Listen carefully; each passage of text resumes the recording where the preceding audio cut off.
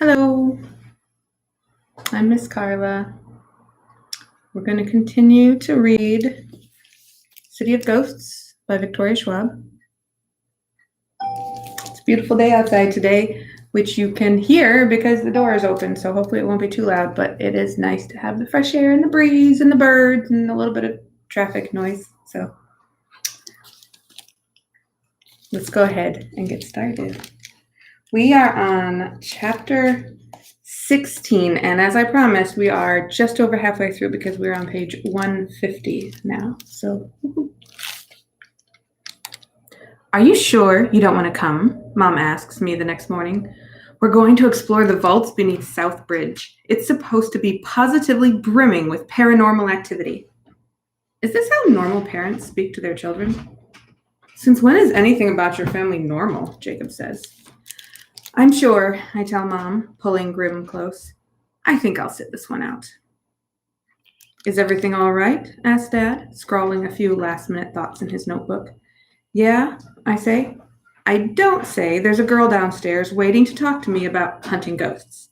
I don't let myself even think about it, not with Jacob there and the secret hanging between us like a lie. Instead, I take the tried and trusty angle of fear. It's just, I bite my lip for effect. I'm still kind of freaked out from Mary King's Close. It was pretty scary. And there's that whole part where the veil wouldn't let me go. I'm not sure I'm ready to do it again. Oh, honey, says Mom, brushing the hair from my face. I heard you tossing and turning last night. Was that why? I nod, and she pats my head. You've always been so sensitive to those things. Drowning didn't help, offers Jacob cheerfully. I shoot him a warning look. The energy down there, I say with a shiver. It was just so dark. Jacob snorts. He clearly thinks I'm laying it on a little thick, but Mom nods sympathetically. There was definitely something malevolent down there, she says. Perhaps, says Dad. It wasn't the best place to take a child. I almost bristle at that. I hate when they call me a child, and I can tell by his tone that he and Mom have had this talk before. Dad didn't think I should have come to Edinburgh in the first place. Was there a version of this story without me in it? No, I blurt out. I'll be fine. I just need a day. Not even a day, a morning. A few normal hours without spirits or specters or poltergeists or ghosts or... I'm rambling now. Jacob frowns, and I can tell he's trying to figure out what on earth I'm thinking, but I focus on my parents. It was probably the combination of greasy food and jet lag. I'll get my ghost-finding feet under me, I finish, assuredly. I'm sure you will, says Mom. She kisses me on the head. Dad leaves me some cash for emergencies, as well as their filming schedule for the day and strict instructions to stay put in the Lane's End until they get back, because Edinburgh may be a very pretty city, but it's still a foreign one. Have fun chasing ghosts, I call out as the door swings shut behind them. Jacob flops onto the couch beside me. What should we do now? He wonders aloud. Can we watch weird Scottish television or see where Mrs. Weathershire hides the biscuits or... Why are you looking at me like that? Don't freak out, I say slowly. His eyes narrow. That's really not the way to start a sentence if you want me to stay calm. I fidget, but there's no use lying to him. Lying is hard enough. Lying to someone who can read your mind is nearly impossible. I kind of need to see someone. Jacob doesn't have to ask me who. He can see the answer plastered across my thoughts, and I can see his horror plastered across his face. You've got to be kidding me. We're just going to talk. I can't believe you're going to see her. I don't want to fight with Jacob again. Not about this. He can't be mad at me for wanting to understand. She's a ghost hunter, he says, gesturing down at himself. You know, someone who hunts ghosts. I know what she is, but for the last year, I thought I was the only one who could cross the veil. I'm sorry if I'm curious, but I've never met anyone else like me. But she's not like you, he snaps. You take pictures of ghosts. You don't... He waves his hand. You don't unmake them. But that's the problem. What if I'm supposed to? Jacob must hear me think it, because his face contorts. I've never seen Jacob this mad before. Anger changes people, but it changes ghosts even more. His edges ripple and the color goes out of his face. He looks ghoulish. I'm all for making friends, Cass, he says, and I want to tell him I doubt Lara is interested in friendship, but he doesn't give me a chance. But maybe you could choose someone who doesn't turn people like me to dust. Before I can stop myself, I shoot back. If you'd been honest with me from the start, maybe I wouldn't have to go looking for answers somewhere else. Jacob glares at me long and hard, then throws up his hands and vanishes, and I'm left alone in the middle of the flat. It's not fair, the way he can just run away from a fight. But I never fought with Jacob before this trip. The thought leaves me feeling cold, all the way down to the bone. I wait as long as I can, pacing, pocketing the handful of cash, looping my camera over my shoulder and tugging on my sneakers, doing up the laces slowly, hoping he'll come back. But by 10 o'clock, he's still not here. If I don't leave now, I'm going to be late. I knock on 1A, expecting Lara, so I'm surprised when Mrs. Weathershire opens the door. She's dressed in a house robe, her white hair pulled up in a loose bun. "Oh, hello," she says in her chipper way. "You're the Blake girl, aren't you? Is everything all right?" At first, I think I must have the wrong flat, but then Lara appears in the short hall behind her. "She's here to see me, Auntie." Mrs. Weathershire claps her hands. "Oh, how nice!" She leans in close and whispers, "It's about time our Lara made a friend." Then she straightens and steps aside. "Come on, darling, I'll put on the kettle." "That's all right," says Lara, scooping up her jacket. "We're going for a walk." We are, I think, but Lara's already pulling me down the stairs. She's wearing leggings and a long-sleeved dress, her hair done in an elaborate fishtail braid. I'm wearing jeans and a sweatshirt, and I can barely manage a neat ponytail. We're in the front hall when I hear the tread of footsteps overhead. "Mr. Weathershire?" I venture, glancing up. Lara rolls her eyes. "Not everything is paranormal, Cassidy. Now and then, it's just bad plumbing." Outside, it's not raining, but it looks like it could, which I'm quickly learning is what the Scots call partly sunny. A cool breeze cuts through, an instant warning that I'm not dressed warmly enough. But Lara's walking at such a brisk pace down the street, I don't dare ask to go back now. The road slopes down, away from the Royal Mile. I don't know where we're heading, and Lara isn't exactly chatty, so I search for small talk. "Are you a fan of Harry Potter?" I ask her. "Are you asking because I'm English?" "No," I say. "I'm asking because it's Harry Potter and it's amazing. And the author wrote the books here." Lara lifts her chin. "Well, the history of the Elephant House is contested among locals." She hesitates, adding, "But I've always fancied myself a Ravenclaw." "So you are a fan?" She cuts a sideways glance at me. "Let me guess, you're a Gryffindor." I beam. "How did you know?" She looks me up and down. "Reckless, headstrong, most likely to charge into a situation unprepared." The edge of a smile. "Plus, you're wearing a red and yellow Hogwarts sweatshirt." I look down at myself. She's right. At the bottom of the road, she finally slows her pace. "This is better," she says, breathing deeply. "Not a shred of privacy in that place." "Mrs. Weathershire is your aunt?" "My great-aunt, on my mother's side. My father's family is from New Delhi. Mum's family is from Scotland, hence the..." She trails off, gesturing back in the general direction of the lane's end. "And I was born and raised in London, but if I stay here much longer, I'm going to lose my consonants." I smile, even though I'm not really sure what she means. Lara's accent is crisp, and the Scottish accents I've heard are more musical, but they both sound strange and lovely. We stop at a kiosk on the street and buy hot chocolate. Well, I buy hot chocolate. Lara opts for tea. She stirs milk into her paper cup, her movements slow, precise. I bet she's the kind of girl with perfect cursive handwriting, the kind who never trips or bangs her knees or wakes up with a rat's nest for hair. "How long are you staying with your aunt?" I ask. Lara shrugs with a sigh. "My parents didn't exactly give me a return date. They're off on some dig in Tanzania. Tanzania? Something to do with pottery." "And then they didn't take you with them?" A small, bitter smile.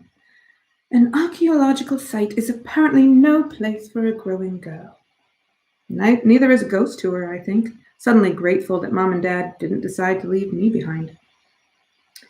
They usually show up again before school starts. I'm sorry. For what? She asks curtly. I just mean, Lara turns on her heel so fast I almost run into her. I didn't agree to meet so we could discuss my family life. Let's stick to business. For as long as we've been walking, the castle has loomed overhead on its rocky cliff. Now, Lara leads me through a low iron gate and into a kind of park around the cliff's base. We're surrounded by old trees and a few dog walkers. Lara sits down primly on a bench in the cliff's shadow. I sit cross-legged, trying not to fidget. She turns her dark brown eyes on me, one of those long, loaded looks that makes it hard to sit still. I'm so used to Jacob's constant commentary, like a narrator in my life, that without him, the world feels quiet. He's not always around, but this is the first time it feels like he's deliberately missing. As if Lara can read my mind too, she says, "No sidekick today?" "His name is Jacob," I say. She shrugs dismissively. "Ghosts don't belong in the in-between," she says, "and they certainly don't belong on this side of it. He saved my life." "So you let him hitch a ride into the land of the living? Not smart, Cassidy. Not smart at all." She looks around. "And where is he now?" "Sulking," I say. "He's mad at me for even being here, for talking to you after what you did." Lara looks surprised. "What I did? To the man in the alley?" "Oh," she says. "The ghost." She flicks her fingers dismissively. "Comes with the job. So, how long have you been an in-betweener?" "A what?" "An in-betweener," she says, drawing out the letters in case I didn't hear. "A betwixter, a shadow crosser." When I still stare blankly, she rolls her eyes. "You know what we are?" "Oh, I didn't know there was a word for it." "There are words for everything." "Like veil and in between," I point out. Lara gives a grudging nod. "Fine, yes, well, in between is the one I learned, and what makes someone like me, like you, and that makes someone like me, like you, an in-betweener." "But who taught you," I ask, "what you are, what to do?" For once, Lara is the one to squirm. Well, that is, no one taught me. Uncle Reggie has had an extensive library. It took a great deal of time and research, a lot of trial and error." She's lying, I think. Or at least she's not telling me the whole truth. But before I can call her on it, she changes course. "You didn't answer my question. How long since you died?" I flinch at the word, the blunt way she uses it, but I don't have to do the math. I know exactly how long. I can't seem to forget. "Just over a year," I say, because that's not as weird as saying 373 days. Lara looks at me, aghast. "A year," she says sharply. "And you haven't reaped a single ghost." "I didn't know I was supposed to," I shoot back. I didn't have a user's manual or a library of books, though in truth there might have been something in Mom and Dad's study, but I never thought to look. To be honest, I'm still not sure I am. Lara pinches the bridge of her nose. "Look," she says, "you're drawn to the veil, aren't you?" I nod. "Even though it frightens you?" "Yes, I think." "And part of you wants to forget it's there, but you can't." "Yes." "You feel compelled to pull back the curtain, step across the line, and find the other side." "Yes," I confess, barely a whisper. Lara straightens, nodding triumphantly. "What you feel, Cassidy Blake, is called a purpose." If Jacob were here, he'd probably make some joke about heroes and quests and monsters waiting to be vanquished. But Jacob's not here, and the only monsters Lara is talking about are ghosts, like him. Lara keeps going. "We're drawn to the veil because it needs us, because you and I can do something other people can't. We can free the spirits trapped there. We can send them on." "Do we have to?" I ask softly. Lara purses her lips. "That pull you feel, it doesn't go away. It will just get stronger and stronger until you start holding up your end of the deal." "But I never made a deal," I say, exasperated. "I didn't choose to go over the bridge that day. I didn't choose to fall into the river. I didn't choose to drown. All I wanted was to reach the surface. All I wanted was air and light and a second chance. A new shadow crosses Laura's face. Pity. Yes, you did, she says softly. Maybe you didn't say any special words, but you're sitting here, alive, when you should be dead. Something was given to you, and you have to give it back. You and I, we're able to cross the veil. We're meant to cross it because we have a job to do on the other side. And it's time you get to work. Chapter 17. Purpose. It's crazy, but I know she's right. I can feel it in my bones. The answer to the questions I've had for the past year, the ones that have been getting louder and louder since the accident. Why am I drawn to the veil?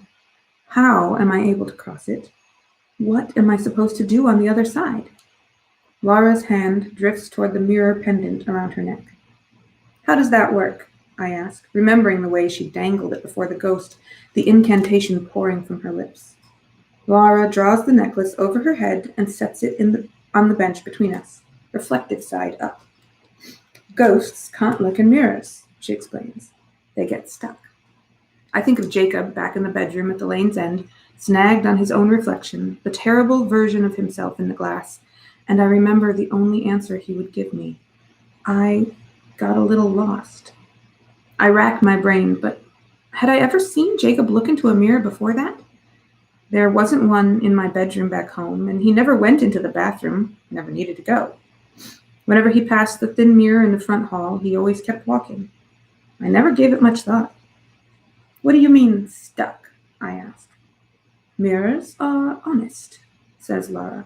They show you as you are. For a ghost, a mirror forces them to face the truth. And what's the truth? Laura looks at me. She has eyes like stones, heavy. The truth, she says, is that they're dead. They're gone. She sits back. In that sense, we're like mirrors too. We show them, we tell them, and once you get them to accept the truth, you just reach in and pull out the thread. You should always carry something reflective, she adds, for protection. Protection? I ask. From what? Not all ghosts are friendly, she says bluntly. Every time you step into the veil, you've got 1 foot in our world and 1 foot in theirs. And you may think of yourself as a visitor, a spectator, but the truth is, if a ghost is strong enough, they can hurt you. And they will, because you've got something they want. What's that? Laura taps her chest. A life. I think of the dull, dark rope she pulled from the ghost's chest, and the strange light that fills my own chest whenever I'm in the veil. The same light I saw in Laura. She glances past me. Oh, look, she says dryly. Your friend is here. I twist around, and sure enough, there's Jacob, scowling at us from behind a nearby tree. Relief rushes through me, and I wish I could throw my arms around him. But the moment he sees me looking, he ducks back out of sight. Only the toe of a sneaker and a chunk of messy blonde hair stick out from behind the trunk. Laura stares down into her cup. My tea's gone cold. She rises to her feet, sweeping the pendant off the bench. Back in a tick. I watch her walk over to the kiosk at the edge of the green. She gets in line, checking her phone as she waits to order. I catch movement out of the corner of my eye again. This time, Jacob sinks onto the bench beside me. For a few moments, neither one of us speaks. I feel like I should apologize, but also like he should too, so I'm relieved when I open my mouth to say sorry, and he cuts me off with, I shouldn't have disappeared. Rule number 16 of friendship, I say. Don't go somewhere I can't follow. I thought rule number 16 was never spoil the end of a movie. No way, I say confidently. That's rule number 24. He chuckles, and it's great to see him smile again. But the space between us still feels tender, like a bruise. Jacob takes a deep breath. I didn't tell you, he says slowly, because I was afraid that if you knew why the ghosts were stuck in the veil, if you knew that you could send them on, you'd send me. But you're not stuck in the veil. Jacob looks down. I was. Well, you're not anymore. You're here with me. Do you want to leave? His head snaps up. No, of course not. Then why would I send you away? You're my best friend. And I think there's a reason we're all tangled up. Jacob brightens. You think?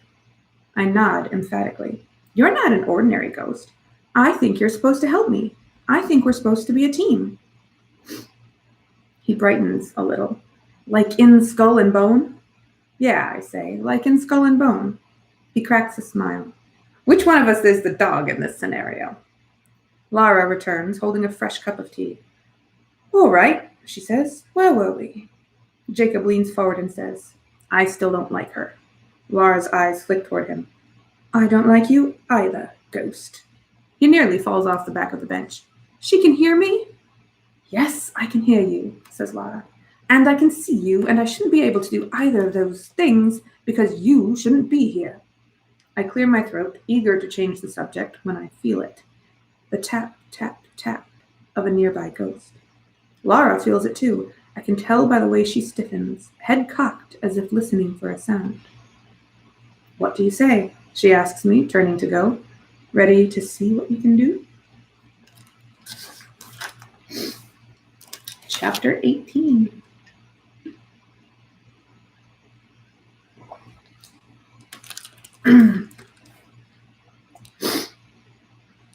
Lara doesn't search for the veil, doesn't grab at air.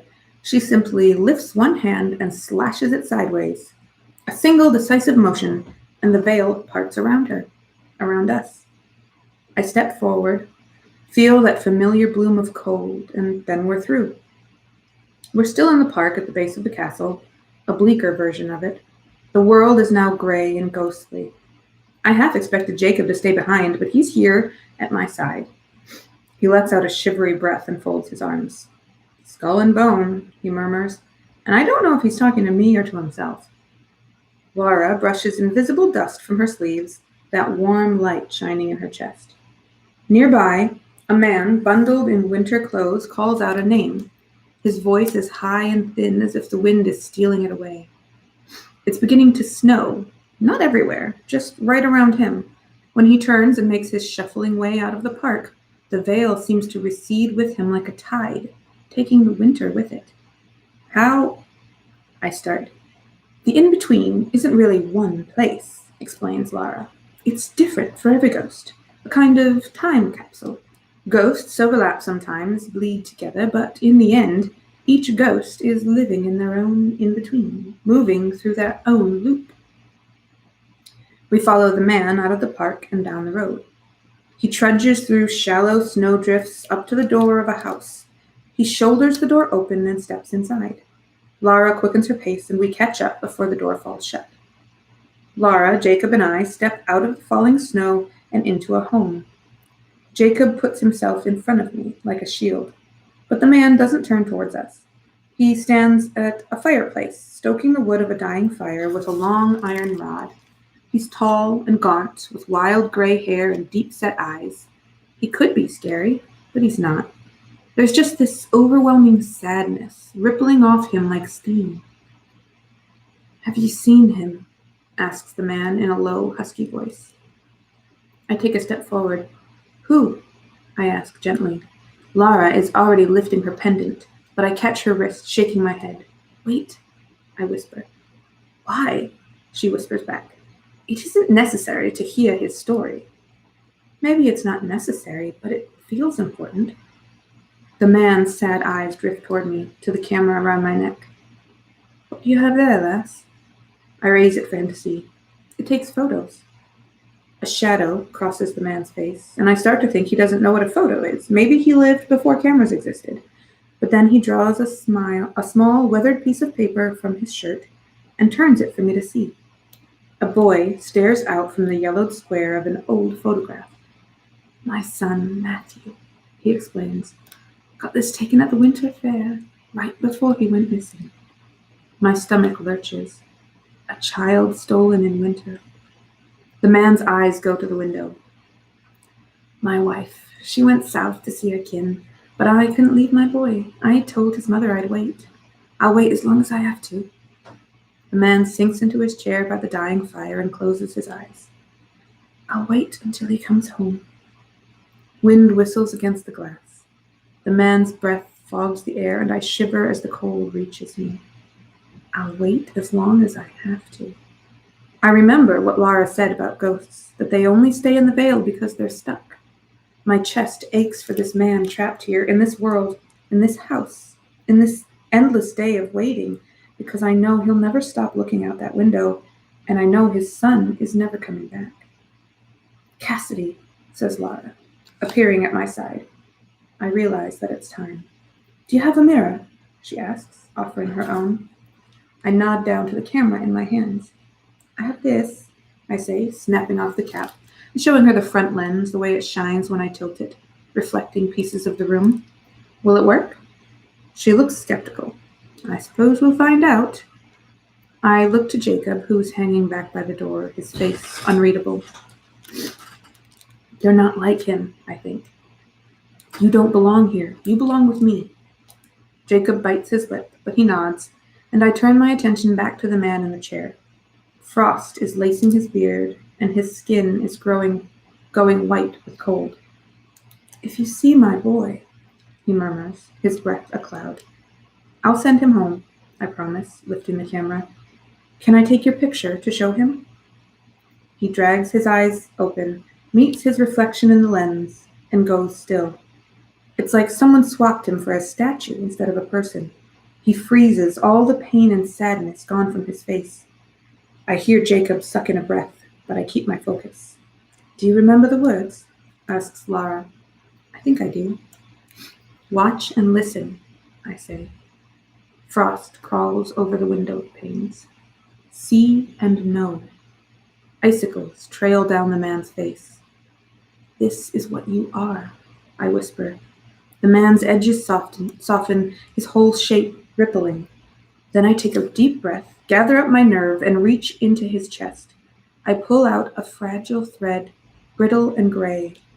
Holding the man's life, his death, in my hand, I understand what Lara meant when she talked about purpose. I understand what drew me again and again into the veil, what I was looking for without looking, what I needed. It was this. The ribbon crumbles in my palm, and so does the man, to ash, and then to nothing. Jacob and Lara and I stand together, silent in the narrow room. Jacob's the first to move. He comes forward and crouches at the foot of the chair, running his fingers through the last of the dust. And then the room around us begins to thin, like a photo worn by time, the details wiped away. Of course, the ghost is gone now. It makes sense that his veil is fading too. I feel Lara's hand on my shoulder. We should go. Once we're safely on the living side of things, the three of us walk back to the lane's end. Jacob and Lara are a few steps ahead, Jacob peppering her with questions. They seem to be warming to each other, or at least reaching a sort of truce. I hang back. My hand is still prickling strangely from where I held the ribbon of the man's life, his death. It was sad sending him on, but there was a kind of relief, too, like letting out a breath you've been holding too long, setting it free. And afterward, the tap, tap, tap was gone. Not just softer, but vanished, leaving a stretch of quiet, of peace behind. It felt right. I quickened my pace to catch up with Jacob and Lara. What's the scariest ghost you've ever faced? Jacob is asking. Lara taps her finger to her lips. Couldn't say. It's between William Burke, the corpse robber turned serial killer, stammers Jacob. That's the one, says Lara. It's between him and this little girl in petticoats I found in one of the plague vaults. Jacob snorts. A tie between a mass murderer and a girl in a dress? Lara shrugs. Children give me the creeps. Children. That reminds me. Lara, I say, quickening my steps. Even more. Have you ever seen a woman in a red cloak? The humor bleeds from Lara's face, her mouth drawn tight. Are you talking about the raven in red? I nod. Have you ever seen her? Once, she says tightly. Last winter, I was visiting for the holidays, hunting in the in-between, when I heard her singing, and the next thing I knew I was walking straight toward her outstretched hand. Lara shakes her head. It was a near thing, but you got away. I got lucky. Aunt Alice was nearby. I heard her calling, and it broke the spell. I had just enough sense to twist free and leave the in-between, and I've been very, very careful ever since. Lara's dark eyes narrow. Why? Have you seen her, Cassidy? I nod, and Lara's hand shoots out, stopping me in my tracks. You have to stay away from her. Do you understand? There's an urgency in her voice. It's wrong on her, out of place. Remember what I said about our lives. Her hand goes to her chest, to the place where the light shone through in the veil. About the ghosts who want them. The raven is one of those. She feeds on the threads of the children she steals. But those threads are small and thin. She has to eat a lot of them just to be what she is. But if she got a hold of a life like yours or mine, something bright, it would be disastrous. I shudder at the thought. Lara looks to Jacob. Do your job, Ghost. Keep her safe. Jacob snorts. Easier said than done. We climb the hill that leads back to the lane's end. It doesn't make sense, Lara says, half to herself. It isn't the right time of year. I know. It's been bothering me, too. What was it Finley said? She comes with the cold? I think of the river, my fall into the icy stream, the way the cold reaches for me every time I cross the veil, the bluish edge to the light in my chest. Maybe it has something to do with the way It's still hard to say out loud. Even now, even with someone like Lara. I change course.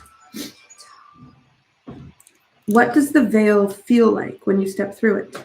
I ask her. Lara thinks. Like a fog, a fever. I was ill once, really ill. It was touch and go for a bit, she adds briskly. And I couldn't stay awake. It feels like that. Dreamy, but not in a good way. I nod. For me, it feels like falling into a frozen river. It feels like bitter cold. If the raven is drawn to cold, then maybe she's drawn to me. Maybe, says Lara. Well, that's even more reason to stay away from her. If you do see her, cover your ears. Get out of the veil, and for goodness sake, she adds, nodding at my camera, get yourself a proper mirror. We're nearly back to the lane's end when I recognize the man ambling toward us, his crown of red hair catching the sun. I slam to a stop at the sight. Uh-oh, says Jacob. What have we here? Says Finley. He looks at Lara. Miss Chowdhury, I never took you for a rule breaker. Lara straightens. I haven't broken any rules, she says, once again the picture of primness. The wind has blown my brown curls all over the place. How is it her black braid is still perfectly in order? What are you doing here? I squeak at Finley. Funny thing, that, he says. Your parents sent me to check on you, only you weren't there. I glance at Lara.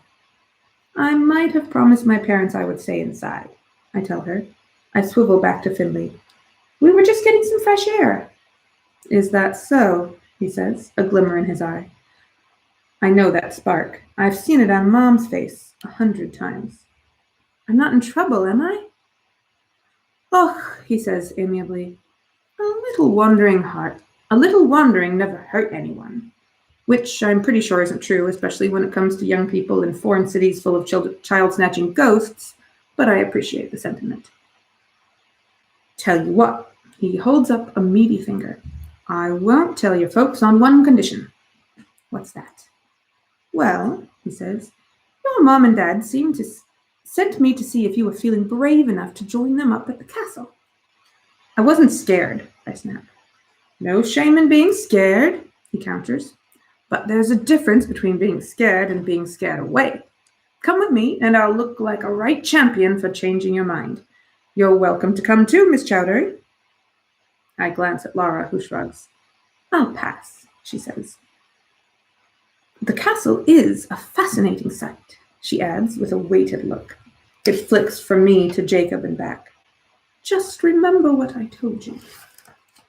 Or, says Jacob, we could just go back up to the nice warm place with comic books and tea cakes.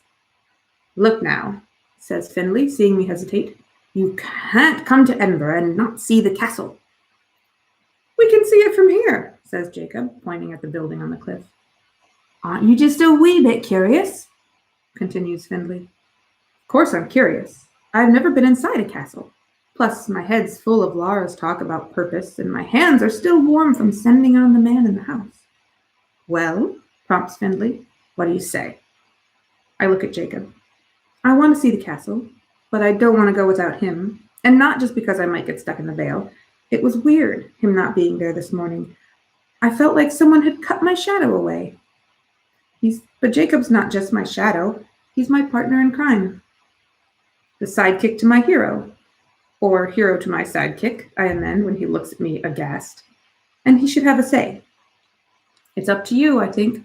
If you don't want to go, we don't have to go. And maybe he just wanted to be given the choice, because he rolls his eyes and flashes me a grin. Well, he says, I've read all the comics, and I can't eat the cakes. I smile and turn to Findlay.